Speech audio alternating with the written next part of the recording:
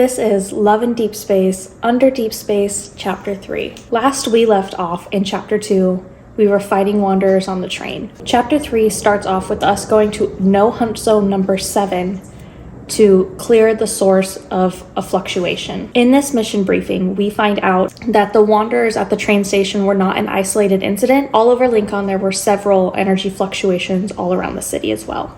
All of the hunter teams are told to wait for their partners. We end up waiting several hours and our partner does not show up, so we stupidly decide to go in alone. While we are wandering around in this dense forest alone without our partner, we realize that we start going in circles. Energy fluctuations almost create like a proto-field around this forest. As we continue stumbling around the forest, we come across Xavier. He appears to be comforting the wanderer, but promptly destroys it, extracting that protocore. As he takes it in for what it is, he crushes it once again, not satisfied with the type of protocore it is. This is the second time we see that red collar appear on him, but this time it doesn't seem to hurt him at all. He more so seems to acknowledge it. It appears right after he crushes the protocore. Xavier sees us creeping on him from a distance away, and he comes over to us, but he's very standoffish and doesn't seem to recognize us right away, which I think is kind of odd. It definitely gives off the vibes that he has been always needing to fight, he is on the defense always, and that he is always being hunted. We try to explain to him that he's met us before, he knows us, and we end up backing up into a trap, spraining our ankle. Once we're stuck in this trap, that calm and collected Xavier reappears again, and it's no longer that cold, hunter. Xavier warns us that the forest is alive, and we brush him off. We're like, you're insane, you're making a fool out of me, you're lying to me, give me some answers to who you are. He continued to question him, and we're like, what are you doing here? You need to answer something. And he just leaves us. That's when we're stood there in the forest, and we start to think maybe he's our partner. We don't know that he was assigned to be our partner yet. Xavier ends up coming back to find us sat on the stump where he left us, not moving. We basically refuse to move as he fights off several wanderers coming from different directions. This is when he realizes we're not going anywhere and he decides not to leave us behind. Because he refuses to answer any of our questions, we're definitely standoffish with him as well. We try to identify him with our hunter's watch, and because of the interference, we can't get an actual identity from him. That's when, we ask Xavier to, prove it some other way that he is a hunter, because he's being very weird, and he creates like specks of starlight around us that form into a diamond-shaped pattern that is kind of complicated. And then he expectantly stares at us, like we should immediately recognize it, know what it is, and know what it means. When we're like, cool, I don't know what this is, he's definitely visibly upset, and all he says is, you'll see it soon. And he finally starts to give us a little bit of answers and opening up to us by telling us that pattern will appear on the flux nexus. It's essentially a device that captures metaflux. And this is where we're like, hold on, why do you know all of this information and I don't?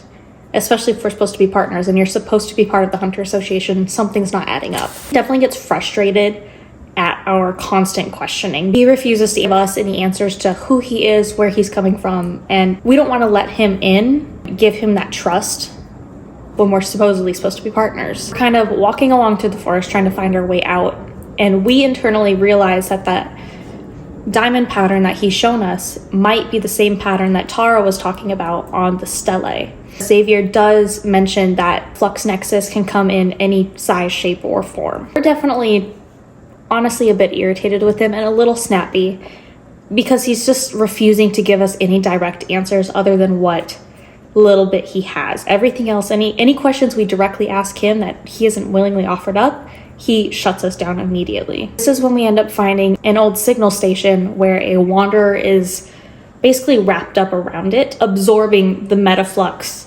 from the area. This is where we learn another type of wanderer, an eon worm, and Xavier says it is the most dangerous type of wanderer to exist. Nearby, as the eon worm is absorbing on the metaflux, we find a stone podium with that exact same diamond pattern on it that Xavier had previously shown us. Xavier tries to use his evol on it and proceeds to tell us that a special type of evol can unlock it, so he tells us to try. The way he instructs us to try to open it is a little interesting to me. He essentially tells us to mimic the energy that it gives off to replicate it so we can unlock it. When we do unlock it, it promptly destroys the Wanderer because it was in the process of resurrecting.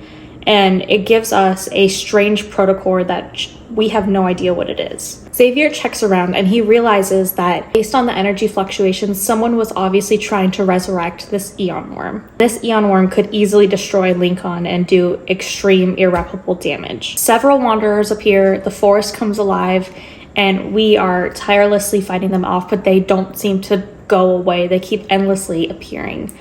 This is where Xavier, whatever you want to call it, flying, teleporting, he whisks us away to a different part of the forest near the edge. Once we're at a safer point, Xavier asks to inspect the protocore. When he inspects it, he notes that it's been modified by Anakinus. Anakinus is an organization in the N109 zone that is infamous for modifying protocores. Xavier's mood promptly goes back to a very business, hunter, professional relationship, tells us, hey, you're safe here, you'll find your way out, and leaves. As the scene zooms out, we are being overwatched by a mechanical crow. Then we cut to a flashback of the attack 14 years ago. We are running tirelessly, trying to escape, trying to find safety, and we see what appears to be a dark moon surrounded by red mist that is described to us that it essentially blinks at us like an eye.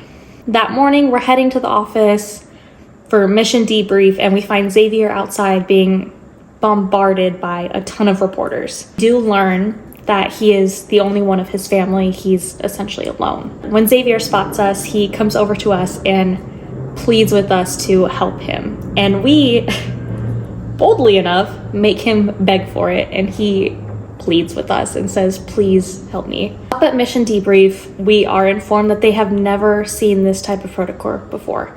They don't have any information on it, they don't know what kind of protocore it is, and they need to have more samples to be able to figure out what it is and what kind of power it holds. Here, Anakinus is mentioned once again that we don't know what kind of motives they would have for modifying protocores or selling them, but they do know it's not about money.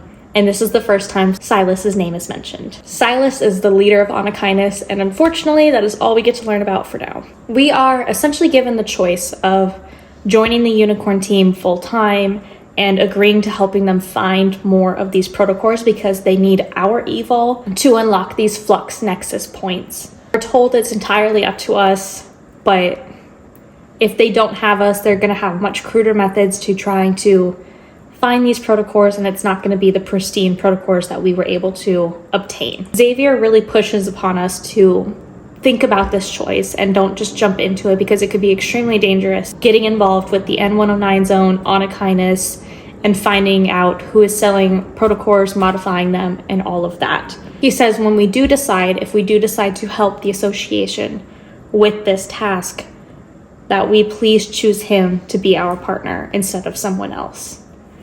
And that, my friends, is where chapter 3 ends. The next chapter is the big old kaboom. So I will see you in chapter 4, and we get to go over all of that.